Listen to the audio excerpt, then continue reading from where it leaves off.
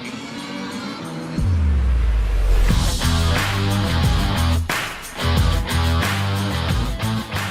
is a bit of a bittersweet time of year because the college bowl games have started, which is exciting. But here in Oklahoma, the high school football season ended last weekend, and it's sad because we have to wait another, half year for football to come back. But luckily, we ended with a bang. A lot of good games were held in the high school state championships.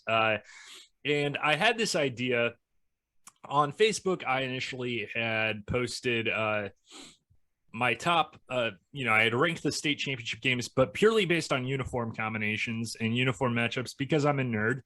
But I thought it'd be really cool to do it based on what were the most exciting games, rank them 9-1, which were the most compelling from a neutral perspective. I should clarify, if you're a Clinton fan, obviously the 4A game was your favorite. If you're a Tuttle fan, not so much. For neutral, was it compelling enough to keep you watching the game? The problem with that is I did not get a chance to watch all the games. I got to cover 2 of them, but the rest I either had to work or just didn't have the time to watch them. Thanks to the good folks at the NFHS Network, was able to watch some of them on demand. And you can find all those games on demand if you have a subscription.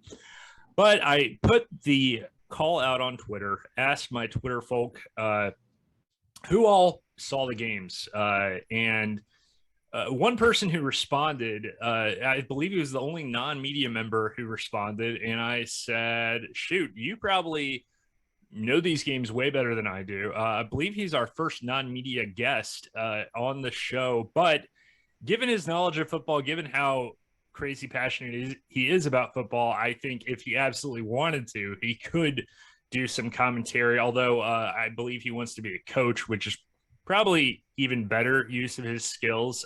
And I trust his knowledge of state championship weekend because he knows a little bit something about it. He's a 2-time state championship winning quarterback for the Tipton Tigers. Lane Chandler, and he joins us.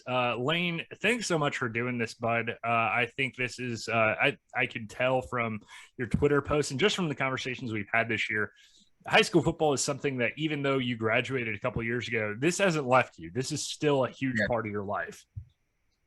Yeah, I'm really passionate about this, just making a difference in the kids' lives. That's really the main reason why I'm going into this. I've had great coaches, so hopefully I can, follow their path and, make a difference in other kids' lives. So, you ready? Yeah, I'm ready. I kind of have a list of mine, and I've got some kind of notes here, but I will let you start.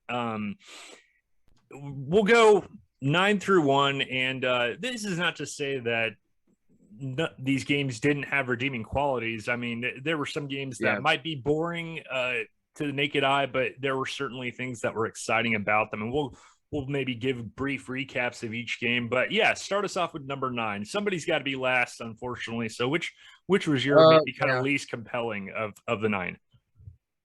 That would be the Clinton over Total game 4A, and I mean, it was kind of blowout from the beginning. Clinton's defense was all over the field. There's just not much to say about that game. It was I think the only shutout in state championship weekend, I think. Yeah, it was. And I was talking to you a little bit off air. You said that you picked Clinton to win this game. And I think at the beginning of the year, and I remember talking to Kevin Green about this on a previous podcast, like I feel like once Clinton lost or was tested, people kind of wrote them off. They were kind of like, okay, maybe they're not as good as we thought. Yeah. Just because you lose a game to a really good team doesn't mean you're a bad football team. And clearly they were very good. You mentioned that defense, but everyone that I talked to that saw that game said it was the Caden Powell show. And Caden Powell caps off a phenomenal career at Clinton with one of the games of his career, if not the game of his career. And, just huge shout out to the coaching staff there at Clinton. What they did to Tuttle, I mean, you mentioned the defense. I didn't get a chance to watch the game, but you said, I mean, they just really stifled that Tuttle offensive attack. At number 8 was the Laverne over Balco, and it was actually really close up until really late in the first half. I'm not sure if you got to watch that game. I didn't. I honestly kind of forgot that it was a Friday night game, and I completely missed it. And I think that would have been an interesting one to watch because you and I were both high on Balco Forgan. Yeah, Jaden Hall, one of my favorite players to watch all year, but they had dudes all over the field, especially when I watched them play Empire. And they'd played Laverne earlier in the year, lost to Laverne, but Laverne's a program that it goes to state often, and that's for a reason. And they seem to prove it in that game. A little recap of that. What happened was Laverne was up 6-0 with about 15 seconds in the first half, and just throw a go route right down the middle and touchdown. And then there's about 5 seconds left. Bucko has one play. In this situation, you probably just take a knee, gets at halftime. You're down 12-0. Throw a pick six, and then it was 18-0. And then after that, it was just kind of a run the clock out. Let's go home with the gold ball. So the next game was the Bigsby over Deer Creek, and kind of the same thing with the Clinton Total game. It was a blowout, but Bigsby's offense it's too fun to watch. With the Clinton Total game, I couldn't finish that, but with the Bigsby game, I couldn't look away from the screen because you just never know what's going to happen. I was going to say, I think, obviously when we talk about excitement from a neutral perspective, was this game compelling? Were you able to stay watching it? And if you can't keep your eyes on the screen when Braylon Presley is playing football, I don't know what to tell you.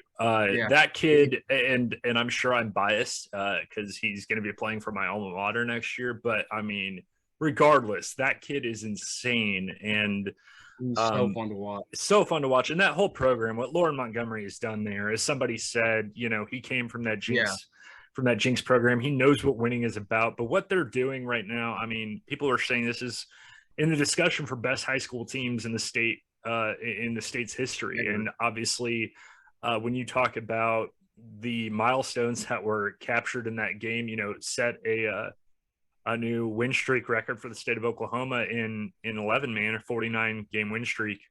I don't know if we're ever going to see something like that again. Yeah, I don't either. Actually, a cool little stat. We beat Pond Creek by 48 my sophomore year, and they won by 49. So. Oh wow! But yeah, it was just a really good game though, and I'm excited to see what Presley can do. With his older brother, I think they'll use him a little differently than Brennan.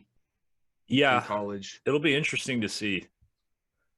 But the next one was the Timberlake Mountain View game. I had Mountain View, played Mountain View 3 years. Great program. Their coaches are awesome. Yeah. But Timberlake, they were just a little too big. They were a little too physical. That quarterback got hurt again, sadly. Yeah, that was one of the two that I was at. And man, I'm not much of a crier when it comes to sports. I'll get sad, I'll get emotional, but I'm not much of a crier. Interviewing Rylan Belcher after his final high school game made my heart want to sink into my stomach. But that kid had just great perspective on everything. You can tell that football is important to him, but it's not the only thing in his life. He's going to be okay. Yeah. And Timberlake and I made this comparison recently, is it's as if, and I feel like it's not just Mountain View fans. I think fans of any team, when it comes to state, if you play a team from a different part of the state that you don't know much about, you're going to think that your team is the bee's knees because they haven't been tested all year. Who can beat us? I think the comparison I use is if you've eaten one hamburger your whole life, if you've only ever eaten In-N-Out, and that's all is In-N-Out, and you're like, nothing can compare. And then you try Whataburger, you're like, oh my gosh, there's something else out there. And not only does Timberlake have a great team, but they had the best player on the field. What J.J. Pippin did was one of the most incredible things that I've ever seen by an individual in a game.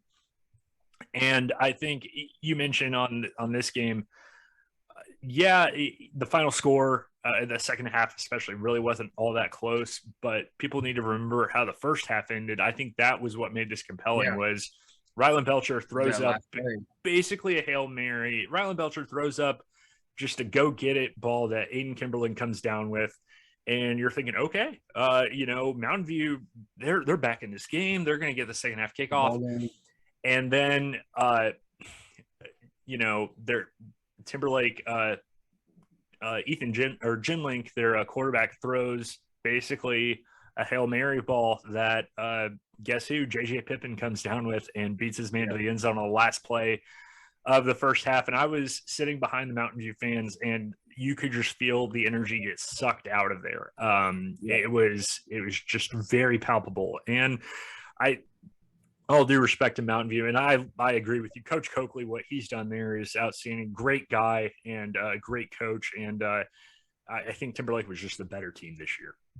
Yeah, I think I kind of agree right there. So, but to kind of, follow what you were saying, the quarterbacks for both programs, they were phenomenal, really fun to watch. And Jim Lake, he has one of the strongest arms I've seen out of an 8-man quarterback in a long time. He has a cannon. And a cool story about Ryland Belcher. I played him my freshman year. I think it was my junior year. We were pretty good, and or my sophomore year. And then they were pretty poor, 3-7. But he got some playing time as a freshman, and he was out there calling our plays out as a 15-year-old kid. And he made like 8 tackles that night, and my coach was like, that kid is going to be something special. And he turned out to be probably the best player they've ever had, or one of the best in their program. So great kid. I talked to him, and I wish him the best. He's a great kid. Yeah, and I had heard that from all the folks in Mountain View, but finally getting to talk to him, it was very clear that definitely you want to talk about a kid being raised right. Definitely has great perspective for somebody his age and a lot of maturity.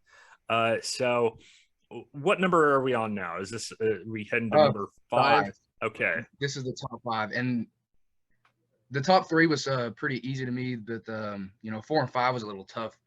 But I have Jinx over Union for this one, and Jinx won 22-0 earlier in the season, with a freshman quarterback, and I think the freshman out of him came out a little early. Union came out swinging like 80 yards first play, and then Jinx quarterback threw an interception. Union scored right after that, 15-0. But after that, Jinx just kind of showed their dominance. The quarterback actually got pulled for a little bit. I'm not sure if he was hurt or had malfunctions or what the story was on that, but after he came back in, he looked real polished, and he kind of took control of the game. So that game was still fun. I was watching a little bit of the highlights of that, and they pull Shaker Riesig, who buddy of mine had talked to me about him. He said, Jinx is a freshman quarterback and he can spin it, and he's not wrong. He's not wrong at all. He's going to be a star. He's good. And then Jaden Carroll, though. Oh, sorry. Go ahead. He's like 5'11", like 185. He's a big freshman. He's really big. I think it'll be interesting to see how big he can get, because I think the sky's the limit for him, and in his recruitment. Because obviously being at Jinx, his recruitment is going to be there, and being the quarterback and a bigger kid that can spin the rock, teams are going to be lining up to get him. Yeah, I don't think there's any question he'll have his choices in a couple of years. But Jaden Carroll was really one of the guys who stood out to me too. The running back who ends up with 154 rushing yards, and just had a 25-yard run where it looked like he was going to be tackled several times. But I think what really won it for Jinx too was their depth. Jalen Stanford also ends up with 100 yards rushing on just 8 touches. Jinx was really, I think, kind of the favorite to win this for most of the season, and proved it. They proved to be the best team in 6A1 this year. For sure. One kid that kind of stood out to me, my bad, defensive lineman. I'm not sure of the names. I don't have rosters or anything, right, but pretty sure he's an OSU commit, number 97. Really outstanding. He made a lot of plays. Looks like AJ Brown was a defensive end, number 97 for Yeah, Jinx. There's just, again, there's so much talent on both sides. I mean, there's two programs that know what state weekend is all about, for sure. and obviously,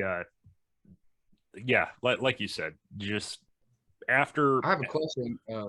yeah.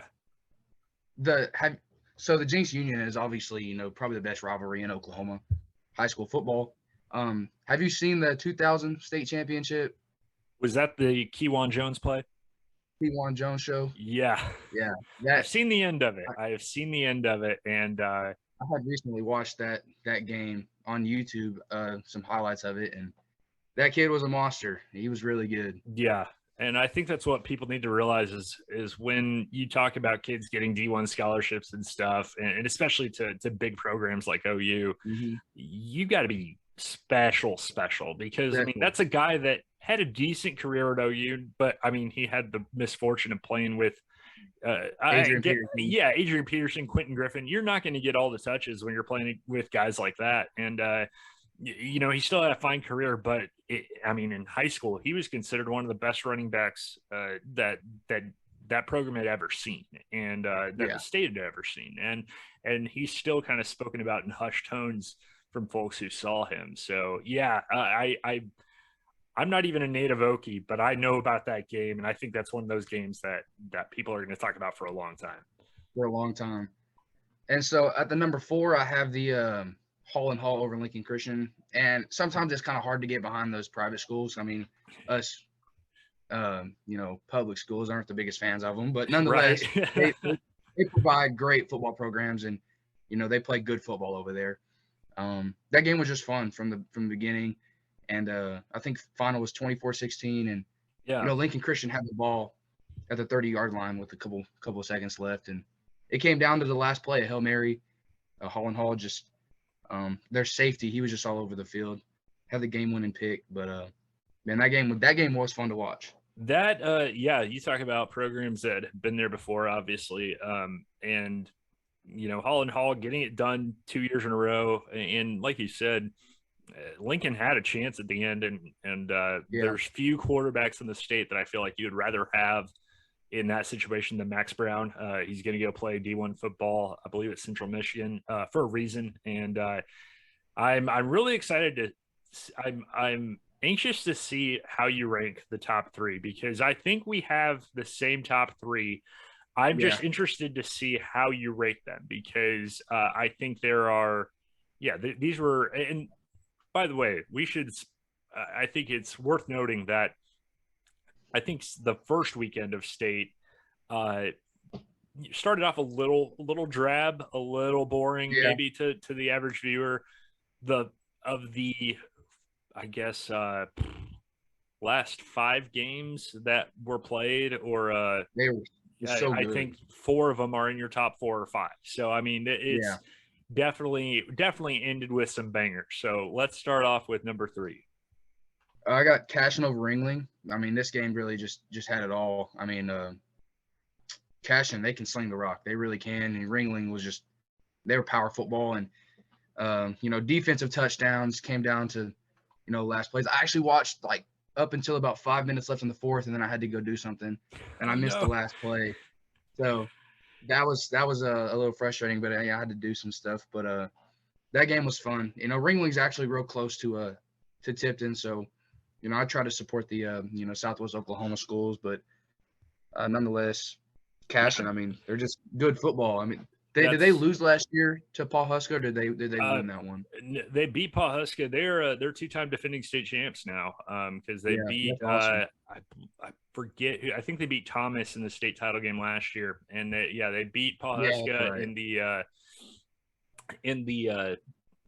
they've beaten Paul Huska in the semifinals 2 years in a row now, and that's just a program that, when you talk about programs that can that get it done, you're talking about programs that can beat you multitude of ways. And I think, I go back to 2020, you mentioned them playing Paul Huska in that first semifinal was I remember those two offenses. I mean, those two offenses were just off the charts. Obviously, Ben Harmon, but Yeah, obviously Bryce Drummond at Bohuskia last year. I think we expected he was phenomenal. like a 45 to 41 game. Ends up, I think, like And it was a defensive I game. think it ends up being 14-7 or 10-6, something ridiculous. And it ends up, they end up beating them in a fairly low scoring game this year too, if I remember correctly. And so, I mean, that's a program that doesn't need to beat you just running up and down the field in a track meet. They can stifle you defensively too. What Lynn Shackelford has done there,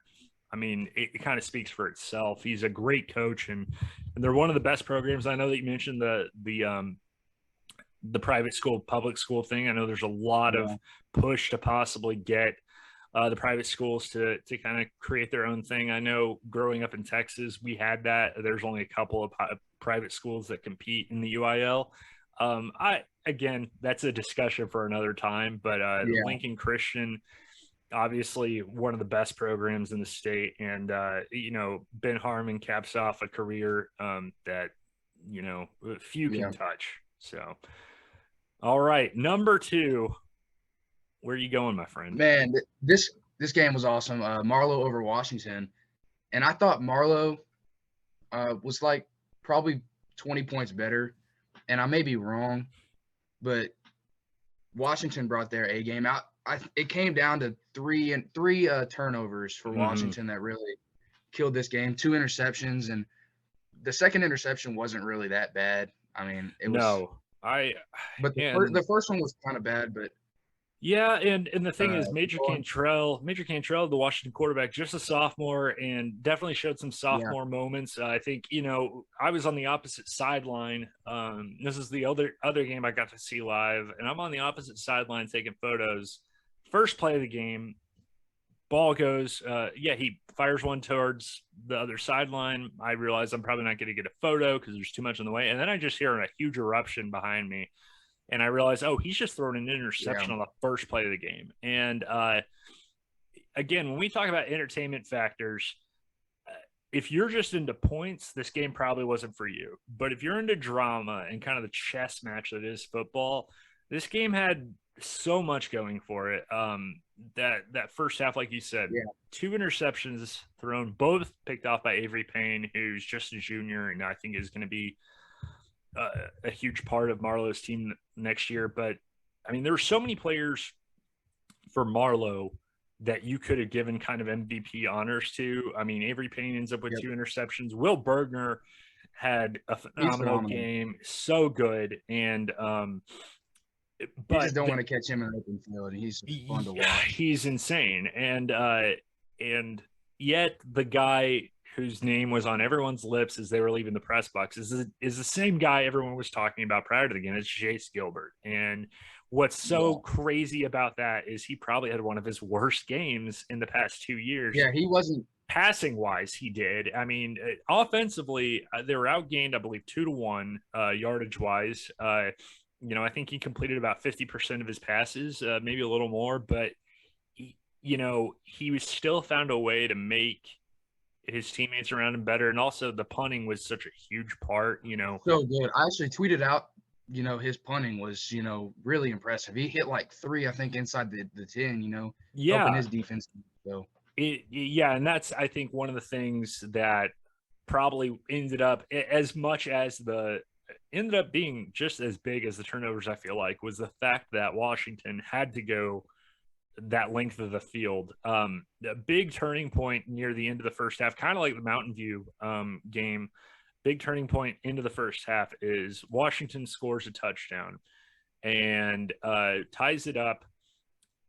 You think, okay, looks like they can, kind of go into halftime pretty close. Well, then let's make sure I have this right. I think Washington scored really close. Washington scores with 2 minutes left in the first half.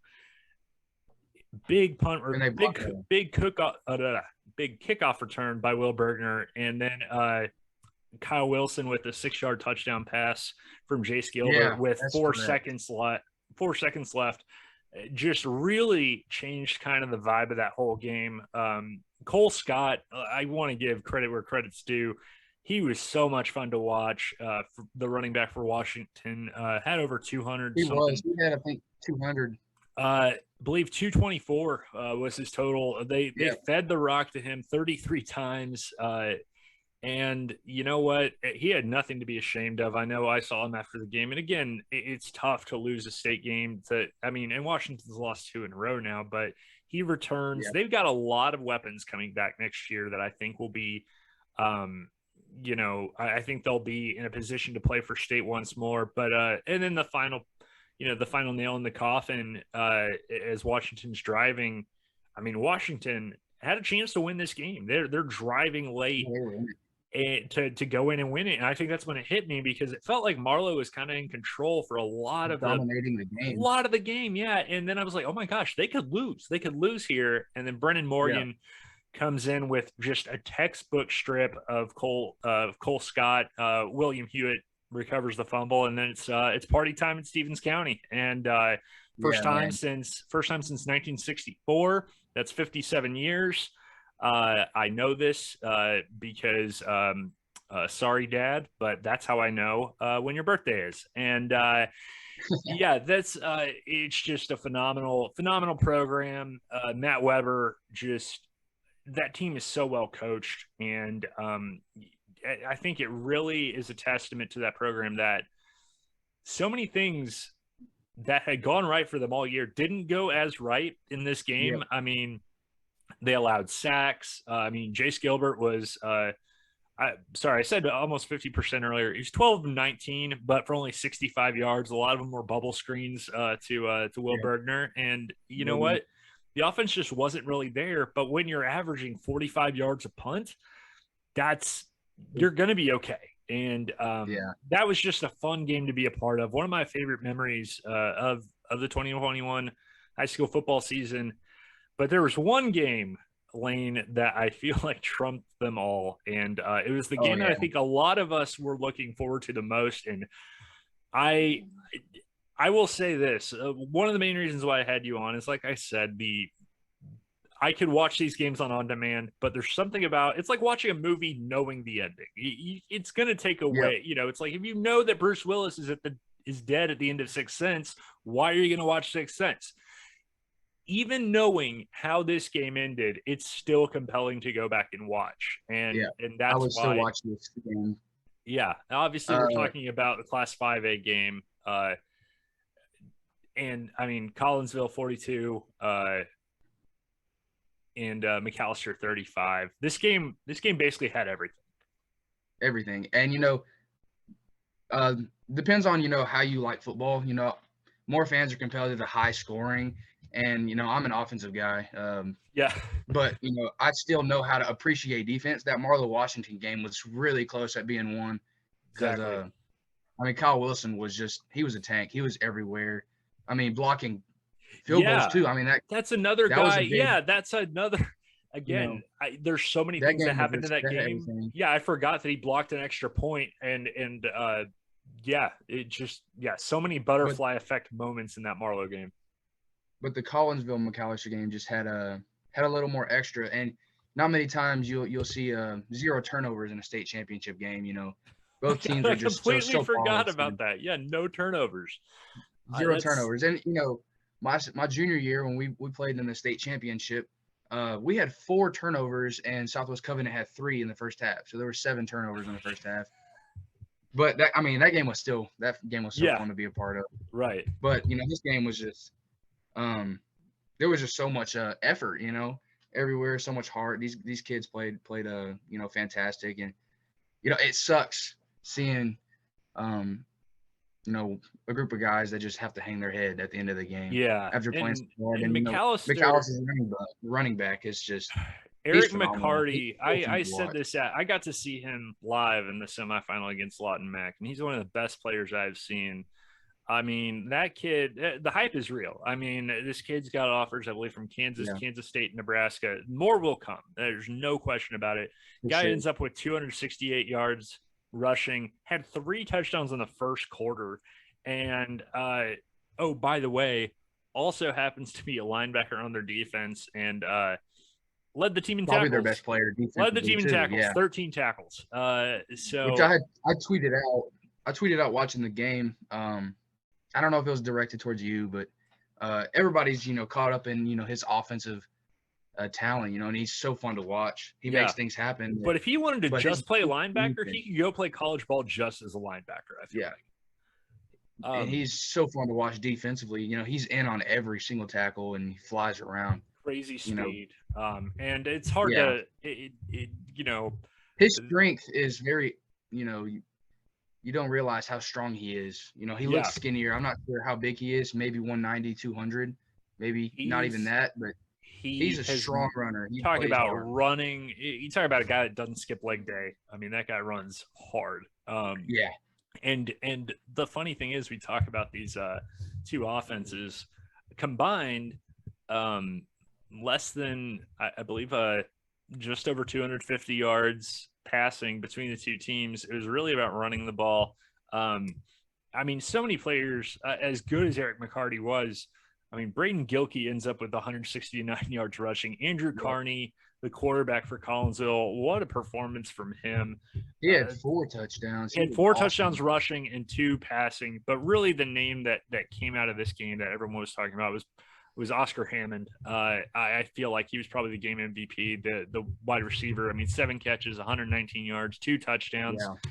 And just so happens then on defense, 5 tackles and a pass breakup late. And again, we talked earlier about the difference between a great game and a great ending. I mean, the Ringling Cashing game was fine. It was fun, but everyone's going to remember that game for one play. And it's, if that game doesn't end with 4 seconds left, are we even putting it that high on the list? Who knows?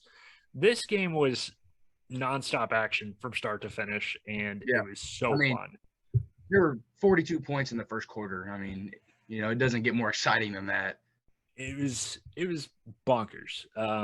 And I think it was it lived up to the hype. I think we were all really excited for this game, and it definitely lived up to the hype. I'm really excited to see what happens next year. Obviously, I think there's a lot of good teams that have lost, returning a lot. And if I could give a message to these kids, I've won and I've come up short as well. I've lost in the semifinal my senior year, but I wish these kids, and they hang their head, I wish they realized, how special a gold ball is. It really is special, because there's hundreds of schools that wish they could get that gold ball or silver ball. Wish they could be just in that game to experience it. And, it sucks that you have to lose, but, it's part of life. And, I really hope these kids realize how special a silver ball really is, and, work harder, come back stronger next year, try to go get that gold one. Could not have said it better myself. Lane Chandler, thanks so much, man. I appreciate it. You can follow Lane on Twitter. He's often tweeting about football. And so if you're a football nerd like me, you can just talk football with him. He's one of those guys. Lane, thank you so much, man. This was a lot of fun, and can't wait till next August to start football again, man. Thanks, man. I appreciate you, being a good friend to me, ever since my senior year covering us. You've always shown your support. So, I appreciate you. Well, hey, man, that's what I'm here for. Trying to just trying to help out the high school kids. Cause like you said, I mean, football seems like the biggest deal when you're 17 years old. There's a lot more in life, but it's hard not to romanticize about high school football. It's just a really cool deal. Well, thank you guys for watching this episode of Spoken Freely. I'm Glen Brockenbush, and hope you have a happy holidays, and we will talk to you later.